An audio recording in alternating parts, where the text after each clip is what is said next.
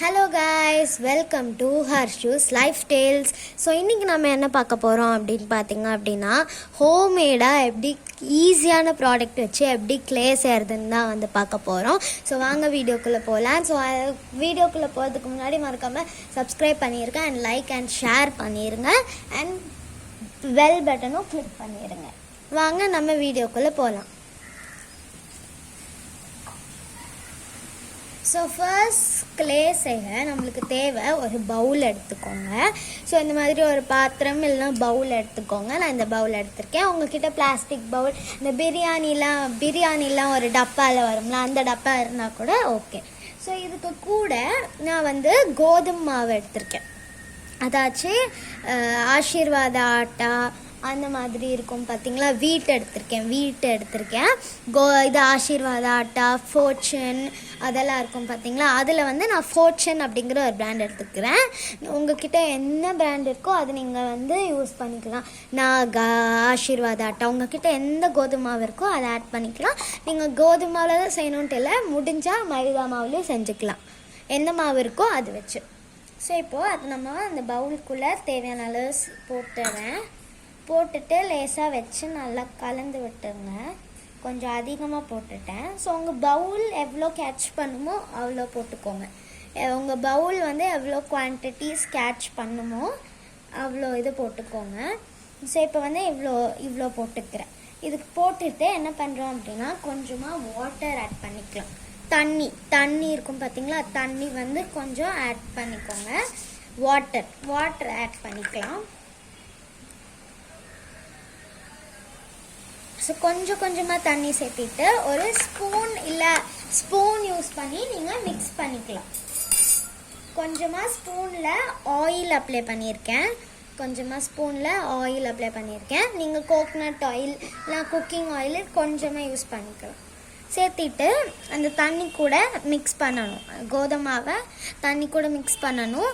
வேணும்னா நீங்கள் கையில் கூட பிசைஞ்சிக்கலாம். ஸ்பூனில் வரல அப்படின்னா நீங்கள் கையில் கூட பிசைஞ்சிக்கலாம். கையில் பிசையும் போது கொஞ்சம் எண்ணெய் சேர்த்திட்டு பிசைங்க.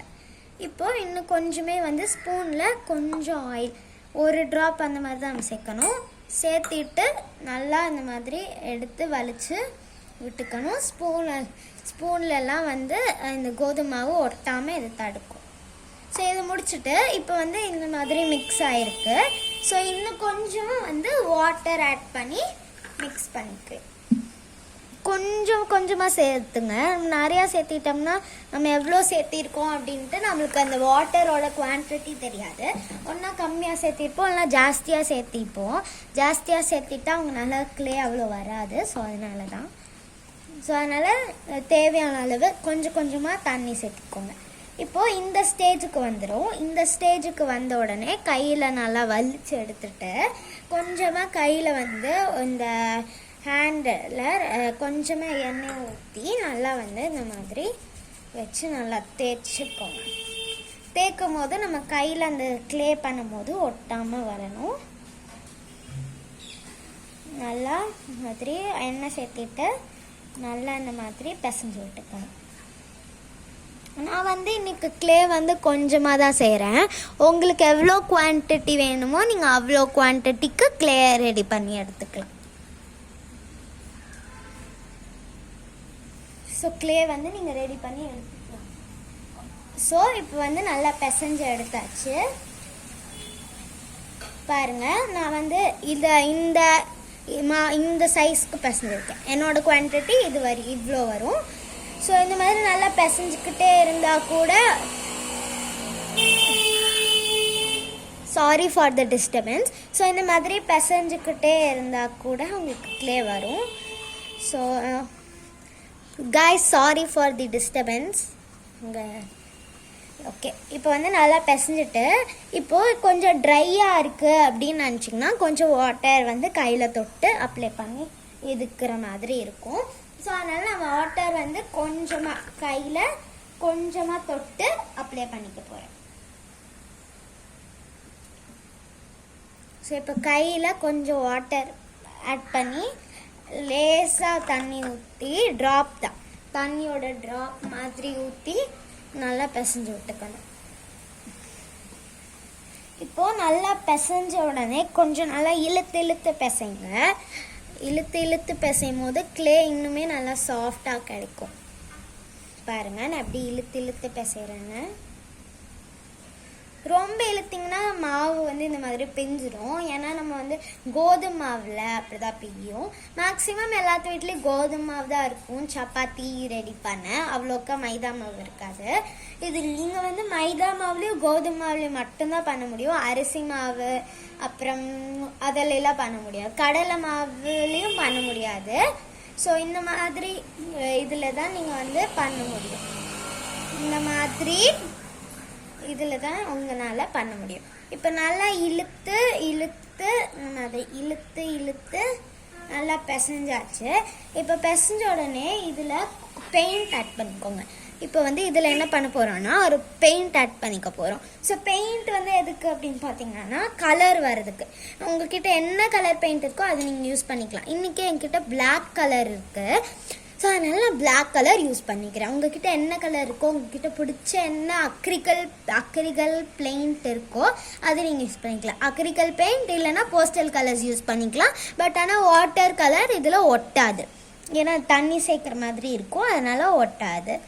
ஸோ அதனால் இப்போ என்ன பண்ணுறோம் அப்படின்னா கொஞ்சமாக பிளாக் ஆட் பண்ணிக்கோங்க.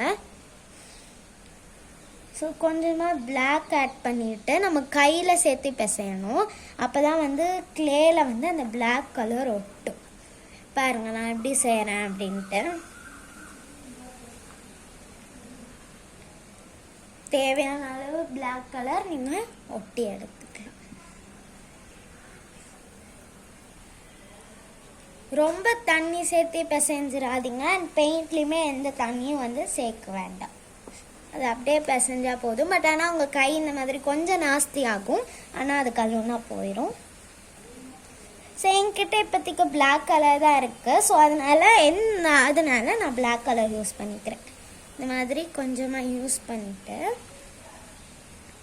இது பண்ணிக்கலாம். ஸோ போட்டு நல்லா பிசைஞ்சுக்கலாம். உங்களுக்கே தெரியும் எப்படி பிசைகிறேன் அப்படின்ட்டு. எல்லாத்தையும் ஈவனாக பிசையணும். ஒரு ஒயிட் டாட்ஸும் தெரியக்கூடாது. பாருங்கள், ஒரு செம்ம பிளாக் கலர் வந்துருச்சு. எனக்கு இன்னும் கொஞ்சமே பெயிண்ட் ஆட் பண்ணிக்கிறேன். எனக்கு லைட் பிளாக் வேணும், இது ரொம்ப டார்க்காக இருக்குது, என்ன பண்ணுறதுன்னு கேட்டிங்கன்னா அந்த பிளாக் கூட கொஞ்சமாக ஒயிட் ஆட் பண்ணிக்கோங்க. இல்லை ஒயிட் கலர் இல்லை அப்படின்னா ஃபெஃபிகால் இருக்கும் பார்த்தீங்களா, அந்த ஃபெஃபிகாலை வந்து நீங்கள் ஃபெஃபிகால் போட்டு ஒட்டிக்கலாம். ஸோ இன்னுமே வந்து கொஞ்சம் கேப்பாக தான் இருக்கும். அதனால் எங்கே கேப்பாக இருக்கோ அங்கே தான் நம்ம இது பண்ணணும். ஸோ எங்கெங்கெல்லாம் கேப் இருக்கோ அங்கே தான் உங்களுக்கு தெரியும். ஸோ இப்போ வந்து போட்டுட்டு நல்லா பிசைஞ்சு எடுத்தாச்சு. இன்னும் கொஞ்சம் பெயிண்ட் சேர்க்க நல்லா அமுத்தி நல்லா பிசையணும். அப்போ தான் உங்களுக்கு அது வந்து ஒட்டாமல் வரும். இப்போ இந்த மாதிரி நல்லா அமுத்திட்டு நீங்கள் விளையாடும் போது கையில் ஒட்டாமல் வர்றதுக்கு என்ன பண்ணணும் அப்படின்னா கொஞ்சமாக ஆயில் ஆட் பண்ணிக்கணும். கொஞ்சமாக ஆயில் அப்ளை பண்ணிட்டு நல்லா கலந்து விட்டுருங்க. கொஞ்சம் ரொம்ப ஆயில் சேர்த்திடாதீங்க, கொஞ்சமாக ஆயில் சேர்த்திட்டு நல்லா பிசைஞ்சு விட்டுட்டு நல்லா பிசைஞ்சு வந்து விட்டுக்கிறேன். பிசைஞ்சிட்டு இன்னும் கொஞ்சம் கோதுமை மாவு எடுத்துக்கிறேன். மீதி இருக்கிறத எடுத்துகிட்டு இன்னும் கொஞ்சம் போட்டுட்டு அந்த ஆயில் இந்த க்ளே மேலே போட்டுட்டு நல்லா பிசைஞ்சு விட்டு எடுத்துக்கோங்க. இதுக்கு கூட நீங்கள் வந்து இதை ஆட் பண்ணிக்கலாம். இதுக்கு கூட நீங்கள் கிளிட்டர்ஸ் இருந்துச்சுன்னா கிளிட்டர்ஸ் ஆட் பண்ணிக்கலாம். அந்த மாதிரி பண்ணிக்கலாம். அண்ட் வந்து ஸ்லைம் வீடியோவுமே நான் கூடிய சீக்கிரம் வந்து போடுறேன். ஸ்லைம் எப்படி மேக் பண்ணுறது அப்படின்ட்டு இன்னொரு வீடியோலையும் போடுறேன். ஸோ நான் ஸ்லைம் மேக் பண்ணுறது உங்களுக்கு வேணும் அப்படின்னா மறக்காமல் சப்ஸ்கிரைப் பண்ணிடுங்க. ஏன் சொல்கிறேன் அப்படின்னா நான் ஸ்லைம் போட்டதை உங்களுக்கு தெரியணும் இல்லையா, ஸோ அதனால தான் நான் சொல்கிறேன். ஸோ இப்போ வந்து நல்லா பிசைஞ்சுக்கலாம். இப்படி அமுத்தி அமுத்தி பேசுங்க. இப்போ எண்ணெய் சேர்த்திட்டு நீங்கள் கோதுமை மாவு ஆட் பண்ணிக்கிட்டீங்க இல்லையா, ஸோ அதனால உங்களுக்கு இனி ஒட்டாமல் வராது, ஒட்டாமல் இருக்கும். அவ்வளோதான், பாருங்கள் நல்லா சூப்பராக வந்து விட்டுது. இன்னும் கொஞ்சம் நீங்கள் வந்து வாட்டர் ஆட் பண்ணி இன்னுமே கொஞ்சம் மிக்ஸ் பண்ணிக்கலாம். இப்போ வந்து பாருங்கள், இந்த பவுலில் எவ்வளோ பிளாக் பெயிண்ட் அப்படி இருந்துச்சுன்னு இப்போ நான் கொஞ்சமாக ஆயில் அப்ளை பண்ணிக்கிறேன். கொஞ்சமாக ஆயில் போட்டுட்டு ஒரு ஸ்பூன் வச்சு நல்லா லேசாக மாதிரி வச்சு நல்லா தேய்ச்சி அதோட ஸ்பூனோட பேக் சைடு யூஸ் பண்ணி அந்த பெயிண்ட்டு தான் வந்து நான் சொரண்டுறேன். பாருங்கள், ஈஸியாக வந்துடும். அந்த ஆயிலை தொட்டு தொட்டு பெயிண்ட் எல்லாம் சொரண்டிங்கன்னா ஈஸியாக நீங்கள் பவுலையுமே க்ளீன் ஆக்கிடலாம். க்ளீன் ஆக்கிட்டு டிட்டர்ஜென்ட் போட்டு வாஷ் பண்ணிட்டீங்க அப்படின்னா ஒன்றுமே ஆகாது. ஸோ அந்த பவுலையுமே கொஞ்சமாக எண்ணெய் தடவிட்டு இது பண்ணிக்கலாம். ஸோ நீங்கள் ஃபஸ்ட்டு வந்து இந்த க்ளே வச்சு விளையாடும் போது மட்டும் உங்கள் ஹேண்டில் கொஞ்சமாக ஆயில் தடவிட்டு அப்ளை பண்ணுங்கள். ஸோ இப்போ வந்து நான் வந்து இது இருக்கட்டும். இது வந்து நீங்கள் ஒரு 5 to 10 minutes மூடி வச்சுருங்க. இது வந்து ஒரு 5 to 10 minutes மூடி போட்டு வச்சுருங்க. இல்லை அப்படின்னா இதை இப்படி கமுத்தி கூட வச்சுக்கலாம். கமுத்தி வைக்கிறது தான் பெட்டர். ஏன்னா கமுத்தி வச்சா இன்னுமே நல்லா ஊறும். ஸோ அதனால் கமுத்தி வச்சுருங்க. இந்த கமுத்தி வைக்கிற கேப்பில் நம்ம கை கழுவிட்டு வந்து பார்த்தா கரெக்டாக இருக்கும். ஸோ பாருங்கள், கை எவ்வளோ அழுக்காயிடுச்சு இல்லையா. ஸோ வந்து இப்போ நான் போய் கை கழுவிட்டு வேணால் அதுக்குள்ளே இங்கேயே இருக்கட்டும். வாங்க நம்ம போய் கை கழுவிட்டு வந்துடுவோம்.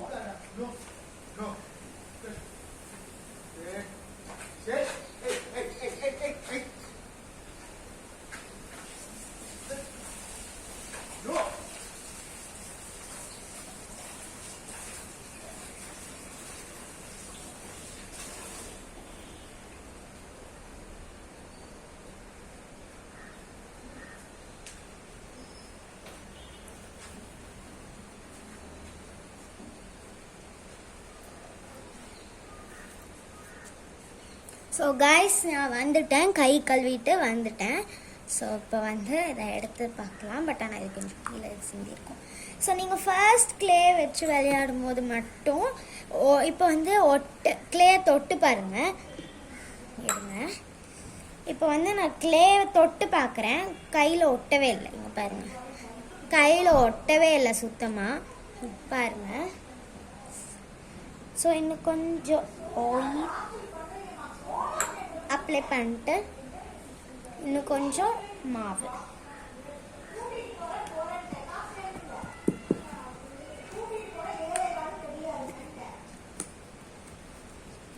அவ்வளோதான். போட்டு நல்லா பிசைஞ்சு எடுத்துக்கலாம். பாருங்கள், சுத்தமாக ஒட்டவே ஒட்டாது. பாருங்கள்,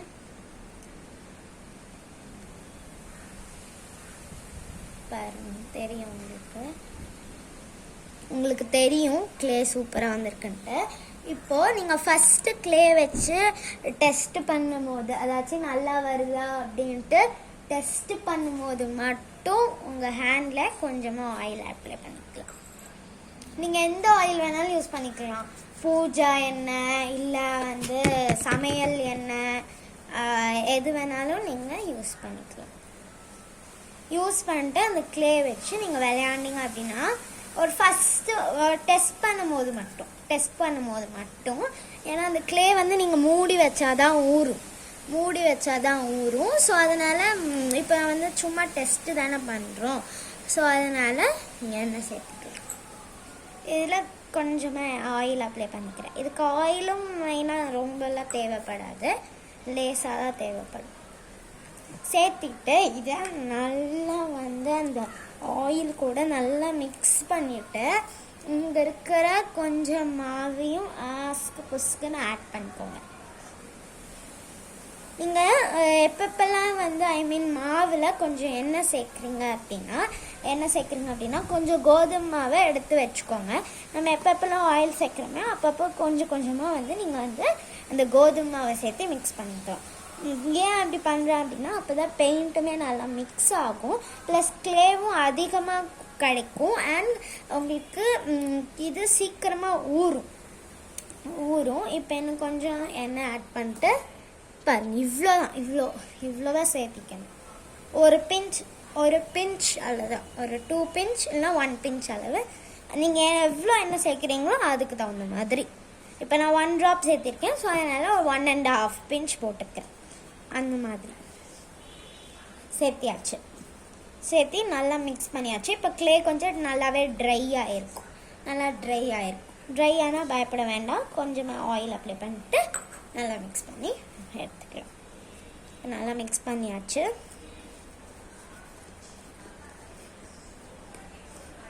பாருங்கள், நல்லா குயிக்காக மிக்ஸ் பண்ணி எடுத்தேன்.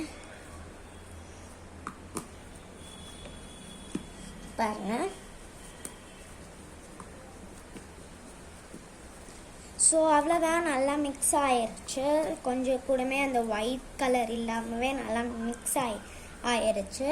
இப்போ நான் சொன்ன மாதிரி இப்போ வந்து கொஞ்சம் பாருங்கள், நான் எவ்வளோ ஊற்றுறேன்னு நீங்களே பாருங்கள். இவ்வளோதான், இதே ஜாஸ்தி, அதனால் இங்கே ஊற்றிருக்கேன். ஸோ கொஞ்சமாக, பட் ஆனால் கொஞ்சம் நிறையா ஊற்றிட்டேன். பட் ஆனால் நோ ப்ராப்ளம். கொஞ்சம் நிறைய ஊற்றிட்டேன், பட் நோ ப்ராப்ளம். ஸோ கையிலையுமே கொஞ்சம் வந்து ஆயில் ஆட் பண்ணிக்கோங்க. ஃபார் என்ஹான்ஸ்டுக்காக தான் ஆயில் அப்ளை பண்ண அப்படின்னா அது வந்து ஊறி இருக்காது இல்லையா. ஸோ அதனால் நான் வந்து அது கையில் ஒட்டுறதுக்கு சான்சஸ் இருக்குது நீங்கள் ஃபஸ்ட்டு யூஸ் பண்ணும்போது மட்டும். அண்ட் இது ஒரு மெயின் விஷயம், இது வந்து ஒரு 5 டேஸ்க்கு தான் தாங்கும். இந்த க்ளே வந்து நீங்கள் வந்து எமர்ஜென்சியாக யூஸ் பண்ணுற மாதிரி இருந்தால் நீங்கள் யூஸ் பண்ணிக்கலாம். இது வந்து இது வந்து நீங்கள் இனி ப்ராஜெக்ட்டுக்கு அதுக்கெல்லாம் வந்து கடையில் க்ளே வாங்கணுன்ட்டு இல்லை, இந்த மாதிரி வீட்டிலே நீங்கள் செஞ்சு யூஸ் பண்ணிக்கலாம். உங்களுக்கு பிடிச்ச கலரில் நீங்கள் செஞ்சு யூஸ் பண்ணிக்கலாம். என்கிட்ட பிளாக் இருக்குது, ஸோ அதனால் நான் பிளாக் செஞ்சுருக்கேன். நீங்கள் கொஞ்சம் கொஞ்சமாக மாவு நிறையா இருந்துச்சு அப்படின்னா நீங்கள் கொஞ்சம் கொஞ்சமாக மாவை பிரித்து ஒரு கலராக கொஞ்சம் கொஞ்சமாக எடுத்து ஒரு கலராக எல்லா கலரும் மிக்ஸ் பண்ணி நீங்கள் ஸ்டோர் பண்ணி வச்சுக்கலாம். இந்த க்ளே வந்து எமர்ஜென்சி க்ளே. இந்த க்ளே பேர் எமர்ஜென்சி க்ளே. இந்த க்ளே வந்து பார்த்திங்க அப்படின்னா ஒரு 5 டேஸ்க்கு தான் தாங்கும். இந்த க்ளே வந்து ஒரு 5 டேஸ்க்கு தான் வந்து தாங்கும். ஸோ அதனால் நீங்கள் 5 டேஸ்க்குள்ளே ஏதாச்சும் இங்கே விளையாடுற மாதிரி இருந்தால் விளையாண்டுக்கலாம். அப்புறம் இது வந்து நீங்கள் ஃப்ரிட்ஜில் வைக்கக்கூடாது. ஃப்ரிட்ஜில் வந்து வைக்கலாம், பட் ஆனால் ஃப்ரிட்ஜில் வந்து ஃப்ரீசர்லாம் வச்சிடாதீங்க. கீழே வந்து ஃப்ரிட்ஜில் வந்து இது கம்மி டெம்பரேச்சர் ஆன் பண்ணிட்டு லோவஸ்ட் டெம்பரேச்சர் ஆன் பண்ணிட்டு இதை நீங்கள் ஸ்டோர் பண்ணி வச்சுக்கலாம். இல்லை அப்படின்னா ஒரு மூடி போட்ட பாக்ஸ் நம்மளுக்கு தேவை. ஒரு மூடி போட்ட பாக்ஸில் இது கொஞ்சம் ஆயில் அப்ளை பண்ணிட்டு வெளியே ஸ்டோர் பண்ணி வைக்கும் போது எப்படி பண்ணணும்னா, அந்த பவுலுக்கு வந்து இந்த இது பாக்ஸுக்கு வந்து இது இருக்கணும், மூடி இருக்கணும். அண்ட் பண்ணும்போது கொஞ்சமாக ஆயில் அப்ளை பண்ணிட்டு மூடி போட்டு வச்சுருங்க. ஃப்ரிட்ஜில் வைக்கும் போது எனக்கு ஃப்ரிட்ஜில் வச்சா 10 டேஸ்க்கு கூட தாங்கும். 10 டேஸ்க்கு தாராளமாக தாங்கும். ஹை டெம்பரேச்சரில் வச்சிங்க அப்படின்னா கல் மாதிரி ஆயிரும், ஃப்ரீஸ் ஆயிரும். ஸோ அதனால் வந்து நீங்கள் லோவஸ்ட் டெம்பரேச்சர், அதுக்குன்னு ரொம்ப லோவஸ்ட் இல்லை, ஒரு மீடியமான டெம்பரேச்சரில் ஸ்டோர் பண்ணி வச்சுக்கலாம். வெளியே ஸ்டோர் பண்ணுற மாதிரி இருந்துச்சுன்னா நான் சொன்ன மாதிரி ஆயில் அப்ளை பண்ணிட்டு மூடி போட்டு டிஃபன் பாக்ஸில் இல்லைனா பவுலில் நீங்கள் ஸ்டோர் பண்ணி வச்சுக்கிற மாதிரி இருக்கும். ஸோ அவ்வளோதான், முடிஞ்சிச்சு. க்ளே ஈஸியாக செஞ்சாச்சு. ஸோ மறக்காமல் சப்ஸ்கிரைப் பண்ணிடுங்க. நான் இவ்வளோ தூரம் வந்து செய்கிறேன், ப்ளீஸ் சப்ஸ்கிரைப் பண்ணிடுங்க. ஸோ பாருங்கள், நான் விளையாண்டு காமிக்கிறேன். பாருங்கள், நம்ம ஒரு பால் செய்கிறேன். பாருங்கள், உங்ககிட்ட அந்த க்ளே டூல்ஸ் இருந்துச்சுன்னா கூட நீங்கள் அது கூட வச்சு இதுக்கு கூட வந்து விளையாடலாம். சூப்பராக இருக்கும் இந்த க்ளே. பாருங்கள். ஸோ இப்போ நம்ம ஒரு ஃபேஸ் ரெடி பண்ணுவோம்.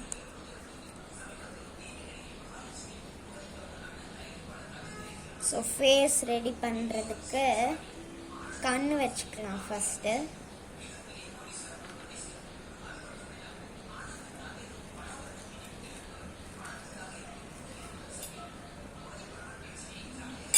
பாருங்க, ஒரு ஸ்மைலி ரெடி பண்ணியிருக்கேன். உங்களுக்கு இது தெரியுமான்னு தெரில. 2 கண்ணு ஒரு வாய் ரெடி பண்ணியாச்சு. பாருங்க பாருங்க, நீங்களே பாருங்க எவ்வளோ சூப்பராக வந்திருக்குன்னு.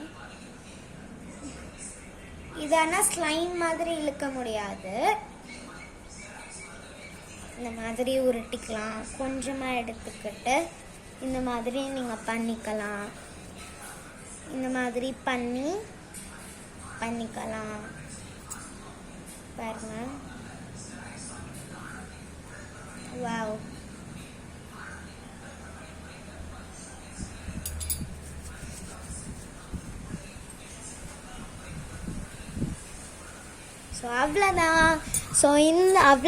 ஸோ இந்த க்ளே உங்களுக்கு பிடிச்சிருந்துச்சு அப்படின்னா மறக்காமல் கமெண்ட்டில் சொல்லுங்கள். So bye guys, thank you for வாட்சிங். பாய்.